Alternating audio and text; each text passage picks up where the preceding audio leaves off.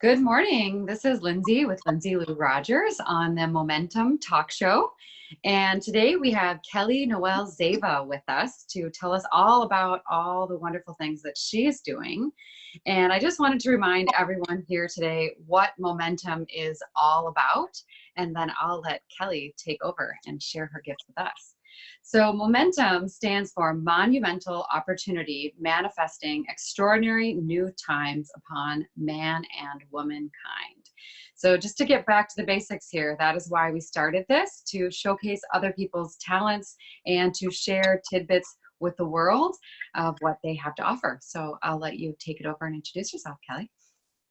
Yeah, thank you, Lindsay. And just as an FYI, you go by Kelly Noel. That's my first name. So yes, thank you for the wonderful introduction. Thank you so much for having me on. It's really a pleasure to be here. So I am the CEO and holistic sex coach of Erotic Empowerment. I'm based here in Madison, Wisconsin, and I also have clients across the country and have the capability to have clients across the globe. So it's been a lot of fun supporting people with their healing and transformation, especially during this time where we're really entering a powerful period to release and let go of a lot of conditioned patterns around sexuality, around self-love, around limitations. So yeah, it's such a privilege and such an honor to be here. I'm so happy to have you here. You've helped me in so many ways already with some of your Facebook groups, guided meditations, and your trainings. I've learned a lot. A couple things that we'll get to share with everyone today. We are coming to you via video conference today in the wake of everything going on with COVID, and I know we are going to talk a bit about that as well. And so I just want to start with the topic of superpowers. So what do you feel when you hear that word, Kelly Noel? Yeah, so you and I actually talked a little bit about this yesterday. Is, superpowers to me is really something that I excel at, something that I share with the world. And so one of my superpowers is leading guided meditations. That's something that I've been practicing the last few years, and something that I really enjoy doing because I think it supports my clients and people in my group and just people in general in grounding and connecting to the earth. And that is especially important during this time because when I'm operating in a place of fear, it can be very easy and very tempting for me to disconnect from the earth. And so grounding is especially important if I have a lot of fear coming up. And a lot of people right now with, the COVID-19 outbreak are in a place of fear or panic, or they were earlier this week. And, I've had my own moments of anxiety and fear and worry, wondering what this means. And so in those moments, it's been really important for me to come back to my breath, come back to the earth, to ground so that I stay present in my body. And that's the beauty of guided meditation. So superpowers, I think there's going to be this huge shift where people really focus on their life purpose and really focus on harnessing their superpowers and sharing those gifts with the world. And, part of this transition and transformation is really anything in my life that hasn't been in alignment is going to shift and shutter off. And so if I have been keeping my gifts to myself, or I haven't really been stepping into that gift, I know that I'm talented at music and I haven't been practicing it, or I've been doing other things. I've been focused on surviving. I've been focused on money. I've been focused on creating an ideal relationship. There's going to be a lot of opportunity, and there already is opportunity with some of the self-quarantining, some of the restrictions to go inward and to really connect with those superpowers that I haven't been maximizing. So I think, like I said, for me, one of mine is guided meditation. Another one of mine is writing. And I was a huge reader when I was growing up. I loved reading. I was a huge fantasy novel buff. I loved Harry Potter. When I was in fifth grade, I dressed up as Hermione Granger. I was absolutely obsessed with the Harry Potter books, which I think a lot of millennials can relate to because we really grew up with Harry. And I was in second grade when I read the first one and actually did a speech on it during forensics. I have some photos of me wearing this cape and this black neck and white Ked's shoes. So of course that's exactly what Harry did when he was at Hogwarts. Cheap little plastic wand. So yeah, it was funny. And I also created a mobile for one of my classes about Harry Potter, and there was this plastic doll's head attached to it. I remember I was about me and my childhood. I was going through my old stuff at my parents' place and found that. And I think the reason that I was so drawn to Harry Potter growing up is because I felt alone. I had these gifts, these intuitive gifts that I had really shut down and disconnected from. And so there was a part of me that really felt that. You know, I always loved angels, and I think I really resonated with Harry's experience of feeling like an outsider. And I created my experience of being an outsider. And you know, I didn't open up to family members, or I didn't open up to my friends. I didn't know how to be vulnerable. So I created that experience of being an outsider, and I could still relate to what Harry was going through. So the idea of being connected to magic and creating things, I've always loved that. And so for me growing up, fantasy novels like Harry Potter was really the way I disconnected from my body, the way I disconnected from the earth. I had a lot of fear and anxiety. And so I still love Harry Potter. I still love the novels, and I think reading can be such a joyous, wondrous thing. And I think that's going to be the challenge now, you know, with the COVID outbreak, is learning and discerning when am I enjoying something, when am I choosing to shift my focus to promote self-care, and when am I distracting myself, when am I intentionally disconnecting from my body because I don't feel safe. And so some of those patterns that I've had, that other people have had, are really coming to the forefront of the focus, and it can be a distraction. So to really use discernment throughout this time, I think, is going to be incredibly important. That is super profound. Yeah. What an insight into you as a person. And then that makes a lot of sense for people today. So I think a lot of people can relate to both of those things. Loving Harry Potter, the reason why, and what that means for them now, drawing out their gifts. We did touch a little bit on poetry, and then divine. You can go into whatever realm you'd like. Yeah. So I mentioned that one of my superpowers is writing, and poetry in particular. I love poetry, and in 2012, that's when things started just flowing so much more easily. I studied English writing in school and was always a very gifted writer. And I think that was also an outgrowth of being an avid and voracious reader too. The two were linked. And it was something that I always just really gravitated toward, was very natural at. And then in 2012, things just opened up. So poetry for me has been a powerful release of energy. So I've talked a little bit in some of my videos about how sexual energy is creative energy, is life force energy, that they're all the same thing. And that's something too throughout this transition that we're really going to get connected with, because especially in the United States, we've really tamped down that sexual and creative energy. And when it is repressed and when it is tamped down, then when it does come out, it can come out in a perverse way where I seek power over other people. And so by tapping into my creative energy and expressing it, whether that's through writing or poetry or drawing or vision boards or sexuality, I can release it in a way that's authentic. That's the goal here.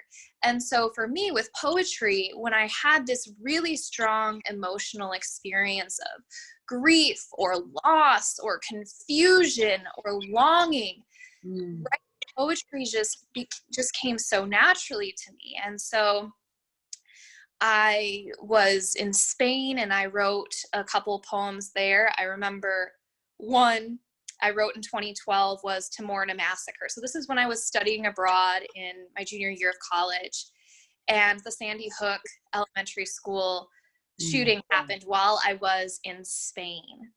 And so I wrote a poem on that because I had this huge outpouring of grief. And then in 2017, I had a couple really big life transitions as well. I left the job I was at. There was someone that I was very attached to that I expressed my feelings for that person. Oh, sorry, I disappeared there for a moment. I'm on my phone, and so if I get an incoming call with Zoom, it's like, we're going to prioritize this instead of your Zoom call. And in life, we can choose our priorities. The phone doesn't let us. So 2017, yes. So lots of transitions, lots of life changes. I was leaving this job. There was this person I was really connected to. And at that point, I was still in the infancy of working on myself. I had just become a Reiki practitioner a few months prior, still was really on my own path and still escaping my body, still hadn't really learned to ground, still hadn't stepped into the power of my sexuality in the way that I have now. And so when I recognized a deep soul connection with my coworker, I had this very strong like sexual energy that I was bringing toward that person.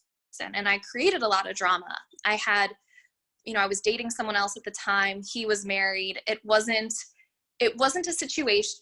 If I were in that position now, I would handle it very differently. And I also do my best to be really compassionate with my past self, because she didn't have the tools and the knowledge and the resources that I do now. And she was really befuddled and by this connection because she'd never experienced anything so intense. So I had expressed to this person that I had feelings for them and was leaving my job so I could act on that, and didn't hear from this person. And so the grief and the longing and the loss was so intense. And that was my most profound poetry writing period in my entire life. So 2017, the summer and the fall, I wrote such beautiful poems, and just with strong imagery, and I go back to them. Wow, this is good. Maybe you can get them out there for the world to see at some point. Yeah, we have talked about that. Yeah, definitely. That's one of my projects this year. Is I already have a poetry chapbook that I've written, and to self-publish that and to expand that into a full poetry collection that I would self-publish. That's a goal I have for this year. So harnessing those superpowers and really expressing that energy as it comes up rather than repressing it, because what I saw in this instance with this coworker is I was repressing certain desires. I wanted more support from my partner at the time, for example, or I wanted the confidence that this person I was drawn to had, that my coworker had. And rather than expressing those desires and really tapping into the core of that desire, I instead came from a place of insecurity and conditioning and attachment. I created drama, and I created things that everyone learned a lot from it. I learned a whole lot from it. And had I not gone through that, I wouldn't be able to speak to that in the same way that I do now. And a lot of the drama that people create is so unnecessary. So that's part of the reason I share my story, even though it's hard and it's vulnerable, is because if even one person can learn from my experience and act differently, make different choices that support the whole and support connection and love and trust, instead of doing something the way I did it, then that's worth it. That's worth it. One person at a time. Yeah, that's right. Yeah. I think that's a good segue into the divine feminine, divine masculine, potentially. Yeah, absolutely. Sure.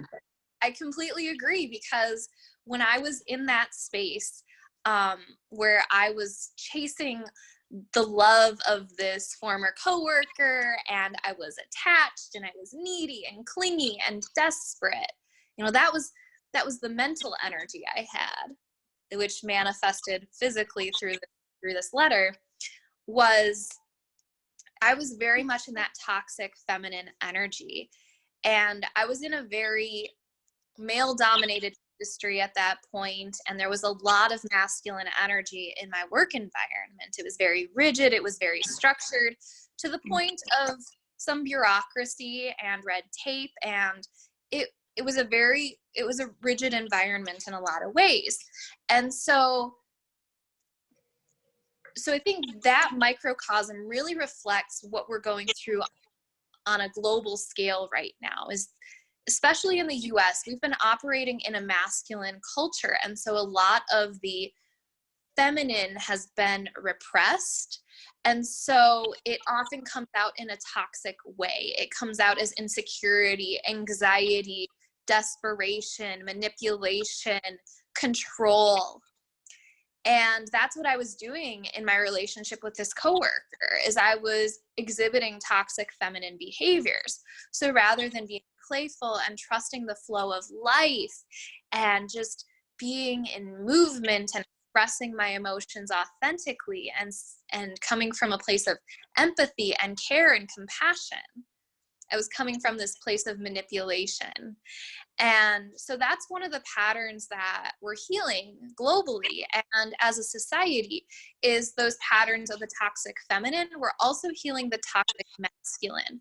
So I'm going to back up just a moment, because I haven't talked about masculine and feminine energy. So masculine energy is really directive, it's pointed, it's organized, it's structured. When someone says they're type A, that is masculine energy.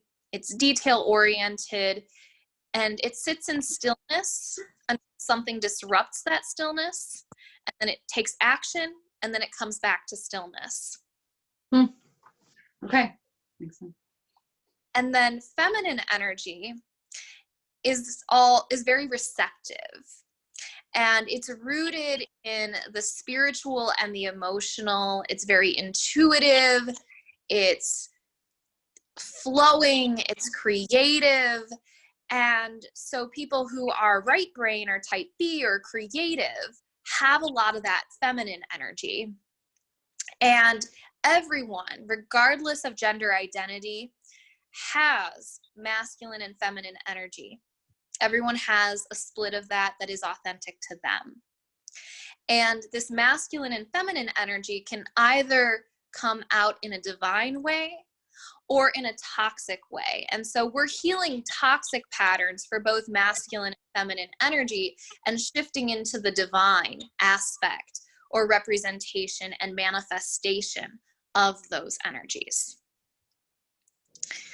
Beautifully said. Thank you. Thank you. Yeah. It helps you see the world in a different way. Everything. Yeah. Well, and as we continue through this global paradigm shift, because that's really where we are now, is there's going to be this balance between divine masculine and divine feminine energy. We're going to see more female leadership, and we're going to see patterns of empathy and collaboration and flow and intuition really being accepted. And we're going to see this beautiful integration between the left brain healthcare system, traditional science and Western medicine, and the intuitive spiritual, emotional, holistic approach. And we've seen some of that integration already, and the pandemic is going to just accelerate that and continue to move that forward. And so that's part of the reason that we're all coming together, is it's this global shift with the divine feminine. We are experiencing the divine feminine as a planet right now by coming together, building community, really focusing on collaboration. Yeah. It's really nice. Yeah. Thank you. I would like to go one of two directions. I'll let you kind of take the wheel here. Either choose your own adventure, right? right. Maybe we can do both. Maybe you could just see what comes. Either take us through a couple minutes of the meditation piece, or go on the topic of dating amidst the current situation. Yeah. Let's start with dating, because I think that's relevant. And then I always love ending my videos with a process, because then it leaves someone in that state. So yeah, let's do both, and let's start with dating. Great. So for anyone who's not aware already, with COVID-19, there have been many recommendations, guidelines, and even mandates to follow social distancing. And social distancing, at least where I am currently in the US, is having 6 feet between another person and leaving that physical distance so that I don't transmit or catch the virus. And so this is a way to slow down the spread of COVID-19 so that we don't overwhelm our healthcare workers. It's going to lengthen the pandemic, and it's also going to make sure that everyone who does have serious symptoms is able to receive the care that they need, is able to recover from the virus as much as possible. So with social distancing, it really changes how we relate and how we date, because if there's suddenly this rule that I need to keep 6 feet between me and this person that I'm dating or that I'm with, that's so different. So we've already seen a significant increase in video technology. That's why Lindsay and I are coming to you from Zoom. Yeah. So there's been a huge rise in video technology, and that's how it's going to be with dating too, because if I'm going to keep six feet from someone, that radically changes things. We're not cuddling in the same way. We're not maybe even hugging. We're, either we're sitting across the room from each other, or we're connecting virtually. And especially as more and more cities move to a mandatory quarantine, where I'm only allowed to leave my house to go to the grocery store or to go to the pharmacy, it's really going to be more and more virtual. So with that, it really creates the opportunity for me to focus on emotional connection and to prioritize that and get to know someone on that plane, since the physical is not there, since the physical aspect of a connection, of a relationship, has shifted so much. And so it gives me this beautiful opportunity to get to know someone in a deeper way. And I've even noticed this already. There was someone I had gone on a date with about a year ago, and I had a lot of judgment toward that person at that point. And there was, and I asked not to go on another date. He actually reached out to me about a week and a half ago. Prior to the outbreak. This was prior to the outbreak, where I said, hey, let's do a video conference, because I didn't feel safe. I didn't trust myself. So that fear was coming up, right? That was my conditioned self. And so I said, let's do video.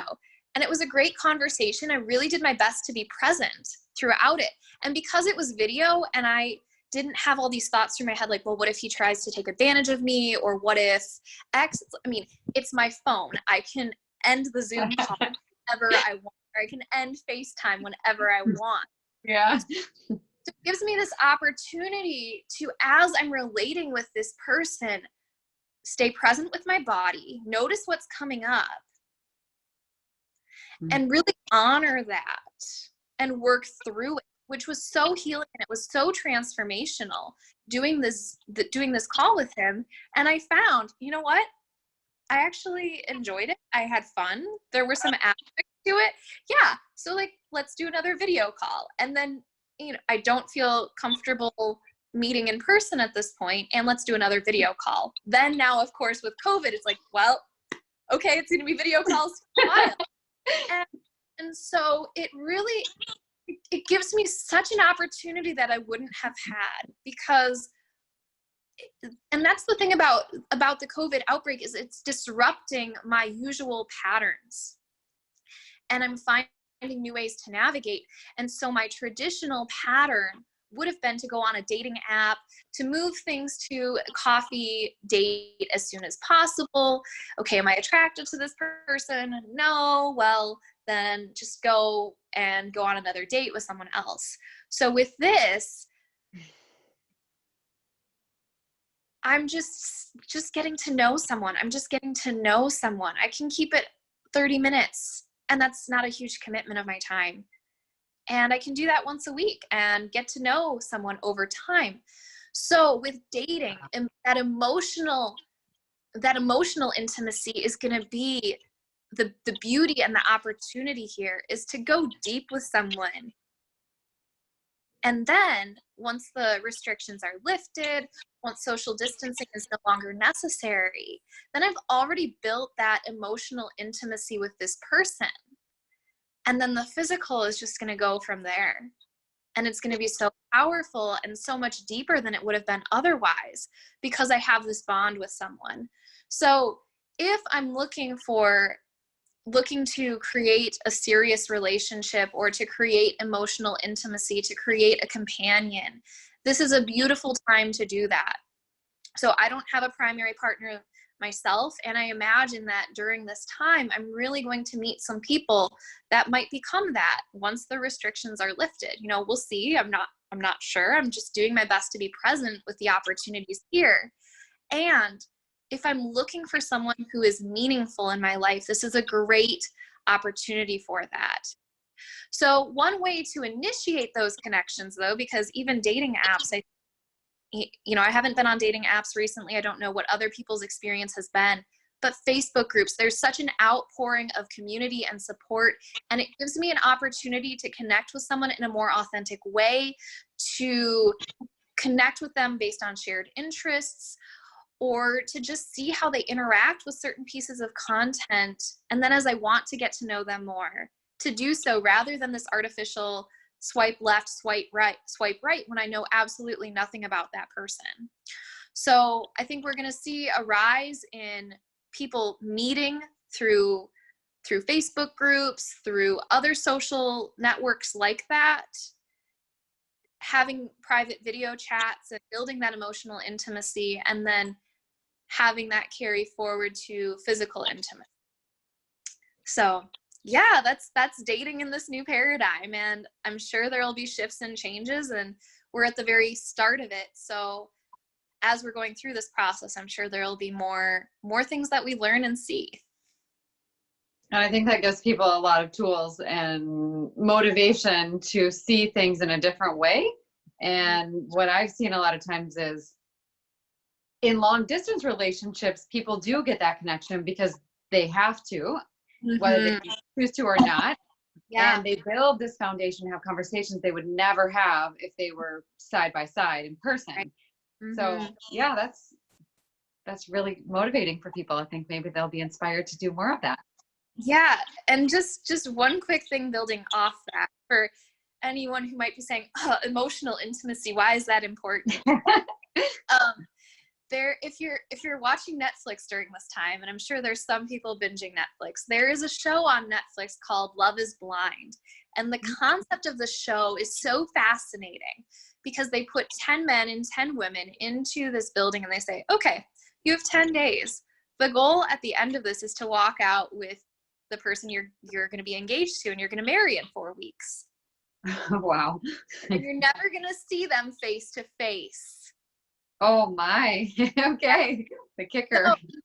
So they build this connection by sitting in a pod, and they're across the wall from this other person. They just hear their voice, and that's it. So it's like they're having a phone conversation for 10 days. And they have these emotionally intimate moments where they get to suss out, is this person a good fit for me? Are we compatible? How would we live together? Are our values the same? Because research has shown that it is about the emotional intimacy rather than the physical attraction that like really sustains long-term relationships. So and two of the couples, so there were 6 couples that left that were engaged. 2 of the couples ended up getting married, and 2 of the couples a year later were still married. Oh, that's great. And the one that got engaged the first after 5 days, so 5 days, and they were like getting married, was an interracial couple. And the woman, Lauren, she said, I never would have dated him if it hadn't been for this. Aww. And they were just the sweetest couple ever. So to just realize that there's so much possibility, this disruption of business as usual. Mm-hmm. Again, very inspiring, I think, to the masses. People are probably, their brains are probably going like, oh, okay, I can try that. Let's try this now. So yeah, that's really great. I think, yeah, that sets the tone and kind of gives people the idea about how important the emotional is, even if they watch the Netflix movie show. Yeah, for sure. It's interesting. There's a lot of drama with it, and there's also a lot of inspiration. Something else just came to me that we didn't go down the path. If you want to just add quickly about yourself. Something I asked you was about what was the last straw, or what made you decide to really put yourself out there and Yes, we did talk about that. So because the work that I'm doing is incredibly vulnerable, and it is still a bit taboo to talk about sex and to talk about it openly, and to talk about sex and spirituality really operating together. So yeah, and to join them together and to bring them together in the same space. So just a little bit about my history, a little bit about my story. I grew up Catholic. I grew up in the Roman Catholic Church. And for anyone who's not familiar with what the Catholic Church teaches, it's pretty strict if I follow the rules to the law, which is how I was doing it. I was operating in a very black and white paradigm. And so growing up, I learned through the church and just through messages that were reinforced not to have sex until marriage, that masturbation was bad, that being LGBTQ was not okay, that sex was between a man and a woman who were married, abortion was not okay, contraception was not okay. I mean, so really just a very limited worldview around sex. At the same time, I was very disconnected from my body. And then in college, I decided to separate from the church. I stopped attending mass, and I started to pursue my current spiritual path. Started doing tarot readings, started learning about crystals, and really started stepping into the path of being a healer and really promoting that. And it was because I was working on myself. I wanted to heal myself. That's what I wanted initially. I was just searching for that spiritual connection. I was searching for something so I could feel whole. Mm-hmm. And as part of that, I really started leaning into my sexuality, started exploring sacred sexuality. But my business, I was still like, I'm just a healer. I am a Reiki practitioner. I do tarot readings occasionally, and I'm a health coach. That is safe. I'm good at it. Yeah. So that's where I was even last year. So last summer, that's where I was. My business was Mintaka Healing. I was a holistic health coach, not a holistic sex coach. And, was like, I'm blending health and energy healing. So then, and at the same time, throughout all this, because I was reading a bunch about sacred sexuality, a bunch about sex, a bunch about being queer and kinky and poly, and that's really been a big piece of my experience. I was like, I'm going to have a side business. I'm going to have a fun business. Like, once I get my real business off the ground, I'm going to have this side fun business. It's all about sex, and I'm going to be writing about sexuality. But like, I can't write about these things. I can't talk about these things as myself. So we're just going to have that under an alter ego, and I'm going to do that with my real business off the ground. Yeah. So that was the mindset I had. And then I went to Shine. That was a workshop, a transformational workshop with Shelly Ryuda, who is my coach. She is, she's my business coach. And through that, I started opening up because I suddenly had support. Because I suddenly had support to do the things that were scary and to really put myself out there. I think my soul and my guides opened up and said, okay, now you're stepping into what you were really actually put here to do. And so I remember on my kickoff call with Shelly, it was the end of October. So October 26th, 2019, Shelly and I are on the phone. I'm sitting on my bed and we're talking. And she said, it's really not clear what Mintaka healing is. I'm paraphrasing. Shelly's so kind about it. I'm sure she works differently. But like Mintaka healing, like it's not clear if someone's looking at that, what that means, what that is. She said, what if you named your business Erotic Empowerment? Because I was already starting to design some programs, and one of the ones that I had identified, I'm like, I'll name it Erotic Empowerment. Well, this fear came up for me. And so I had to process through that. And then I started taking action on it. It scared me, and I started taking action on it. And so really that was what launched it. It was as I started seeking that support, as I became authentic, that I suddenly started stepping into my life mission in a way that I hadn't. And as I continue being authentic, as I really reach for deeper and higher levels of that myself, the more I'm able to show up for my audience, the more I'm able to show up for my clients, the more space I'm able to hold for them, and the more directly I'm able to talk about sex and other things that are taboo and scary. So for me, one of the things that I did was cutting my hair. The first time I had a thought about cutting my hair was 2016. And I just didn't do it. I didn't have the support or the encouragement to practice that, to do that.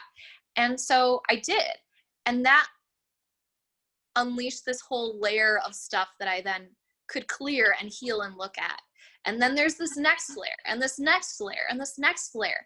And that's how it's for everyone. So that was the last straw. And that's really what the shift was. And that's what the pivot was, having that support and really making a commitment to step into my authentic self. And you talked about taking big risks and doing something scary. Yeah. You mentioned the hair, but how that felt, and then talking about, what's next? Like, how can I raise the bar? I think you said. Yes. Which is also motivation for others. So once you do something really scary, how does that feel? And what can you do next to raise the bar for yourself and do something even more elevated, I would say? Yeah, I have a choice whether I get to expand my universe or contract it. And we're seeing that right now with COVID-19 is so many people are contracting because globally we're going through this huge expansion. But when I expand, after I go through the next layer, or as I'm reaching the next layer, it's natural to want to contract because my conditioned self wants me to stay safe. It has protective patterns that I learned, so I stay safe. Now, those patterns don't serve me in this new paradigm. love and peace and joy serve me.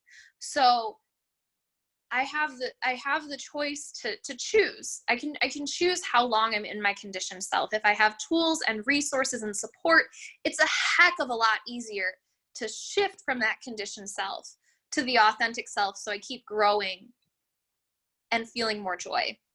And so I have the choice. Do I expand? Do I contract? Mm-hmm. How long am I contracting? Mm. And so And I think go ahead.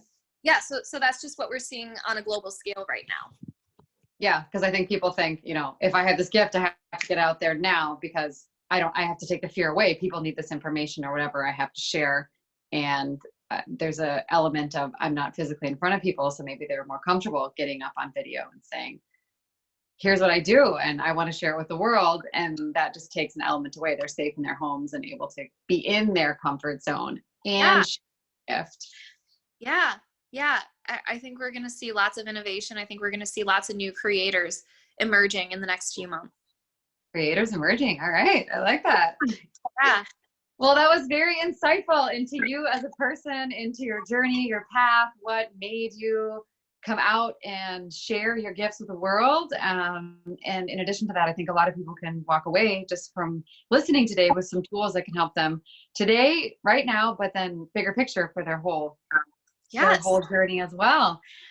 So I would like you to say a few things before we do the meditation about yourself, how they can find you on. Sure. Yeah, absolutely. So I am on Facebook most prominently. I have a group. So I've been actually leading daily meditations since Tuesday. That's going to happen for the foreseeable future, perhaps perpetually. It's been such a joy to do that. And so if you're looking for live daily meditations, that's a great way to connect. I also have lots of trainings about sacred sexuality, conscious dating, relationships, embracing your authentic self. So the community is free. The Sexy Spiritual Badasses. So if you're on Facebook, it's facebook.com/groups/Sexy Spiritual Badasses. You can also type Sexy Spiritual Badasses in the search bar and find it that way. So that's the best way to connect with me, is on Facebook. You can also find me by typing in Kelly Noel Zeva and connecting with me personally. Erotic Empowerment has a Facebook page as well. So those are the 3 ways that you can connect with me on Facebook. I do also have a website, empowerederotic.com. And I have a blog there. I'm shifting things over still, so the blog is going to grow over the next few months here. And then I'm also on Instagram, and that is one of my projects over the next month here, is to really start being active on that, because I know there's a lot of people on Instagram. And so on Instagram, I'm Empowered Erotic, and you'll see my face. So the handle is @EmpoweredErotic, and I'm listed there as Kelly Noel Zeva. So I have a mix of personal and professional posts there. Same on Facebook. So those are the best ways to connect. I do also have an email list. So if you go to empowerederotic.com, you can subscribe that way. I have a 5-day free course. I also have some downloads there. So those are the best ways to connect. And then if you're interested in connecting, for coaching or whatnot, you can either send me a direct message on Facebook, or you can also drop me an email at Kelly Noel Zeva. So that's KELLYNOEL Zeva, ZEVA @gmail.com. Okay, perfect. That's great. I think a lot of people might just be very interested in what you have to offer. I think that's great. Awesome. Thank you. So to end, I won't be saying a lot of words after we do the meditation, so people can end on a grounded note. So I'll just go ahead. I'm just shifting because I want to make sure the screen doesn't go black, so I'm plugging in my phone. Oh, I see. Okay, take your time. I'll just say a few things about the talk show and how they can find me and find you as well while you do that. So again, I'm Lindsay Lou Rogers. You can find me at www.lindsaylourogers.com. And today's talk show is called Momentum. And yes, we're featuring Kelly Noel Zeva, and she told you how to find her. After the meditation is over, we will end the show for today, so you can go on in your Zen way and feel what it feels like to get some of this guided meditation into your life. And you might just want that daily. Start whenever you'd like. Okay. All right, so I'm going to invite you all to get into a comfortable seated position. If you're able to be in a place where your hips are higher than your knees, that is ideal. And so just coming into your body and just starting to connect with where your body is touching the wall or the cushion or the floor. Just feeling that point between where you end and the next object begins, to feel that edge. And then as you're feeling that, we're going to take a couple deep breaths, breathing in from the lower abdomen, filling stomach, lungs, and chest, and then exhaling deeply out the mouth. So this is starting to activate the parasympathetic nervous system.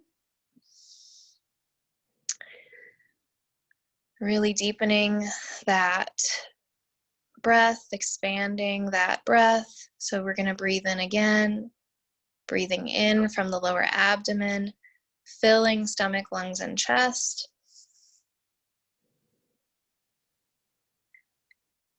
Holding and then exhaling deeply out the mouth. And then breathing in again, one more time. Breathing in from the lower abdomen, filling stomach, lungs, and chest. And then exhaling deeply out the mouth.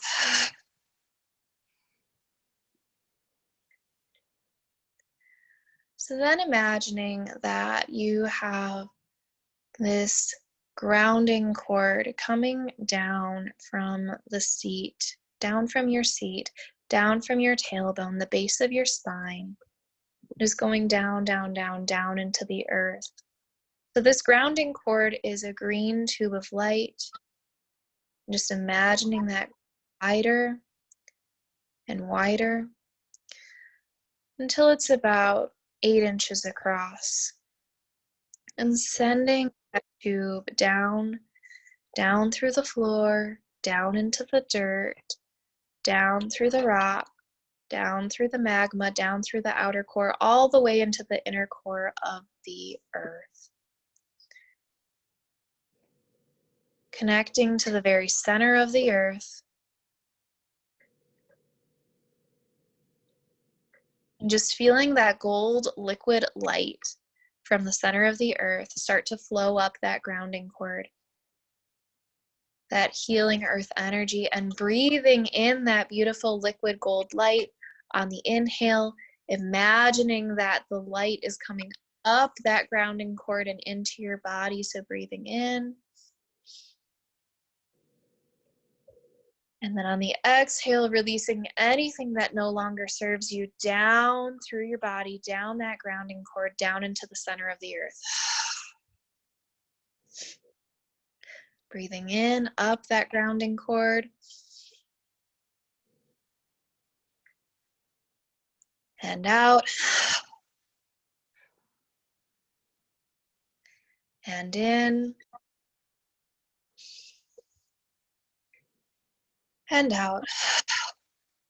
And so then just taking a moment to get really present with what I'm feeling in my body now. So during this time of shifting and transformation, there's a lot of fear that's being activated so that I can heal and release it. And that's coming from my root chakra. Just want you to bring your attention to your groin, to your pelvis. And really to imagine that there's this beautiful ruby red light, this red ball of light just sitting in the groin, sitting in the pelvis, and just seeing that rotate, that it's spinning clockwise in a healthy direction, that I'm open to the flow of life, that I trust the flow of life, that I settle into this knowledge that I have abundance, that I am abundant. And so now we're going to take a few deep breaths into this specific area of the body. So again, breathing in that beautiful golden light from the center of the earth, breathing that into your root chakra, into this red ball of light that's in your pelvis. So breathing in, into that area, and then exhaling anything out of that area, any anxiety, any worry, any fear, anything that is restricting you from your abundance, from trusting the flow of life. And then breathing into that area one more time. And exhaling deeply out the mouth, releasing, letting go. And then breathing into this area one last time, breathing in. And exhaling out.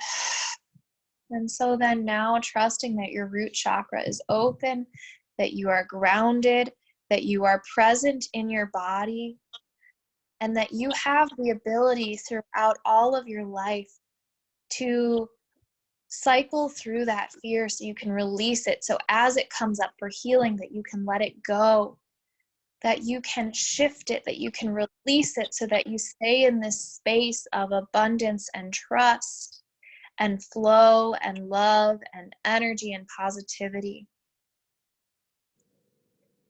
And knowing that you can bring this energy into your life at any moment simply by connecting to the earth, simply by imagining that grounding cord going into the center of the earth, and that you can open your root chakra in this way at any time you so choose.